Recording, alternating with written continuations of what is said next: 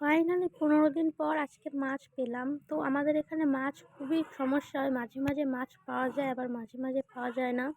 তো যখনই পাওয়া যায় একটু বড় দেখে কিনি, যাতে বেশ কয়েকদিন থাকে। তো আজকে বরমশাই সবথেকে বড় মাছটা এনেছে। তো দেখো কত বড় মাছ, আমি মেপে দেখছিলাম।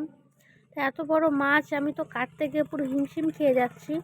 তো দেখো এখানে আঁশ ছাড়াতে গিয়ে আমি তো আঁশ ছাড়াতেই পারছিলাম না। তো আমি বারবারই একটা কথা বলছিলাম, কেন তুমি মাছটাকে কেটে আনোনি? তো এখানে মাছ খুব একটা ভালো কাটতে পারে না, তার জন্য বাড়িতেই মাছ এনে কাটে। তো আমি অনেক কষ্টে মাছের একটা সাইডের আঁশগুলো ছাড়িয়েছি, তো আর একটা সাইডের আঁশ পুরোটাই ধরা আছে।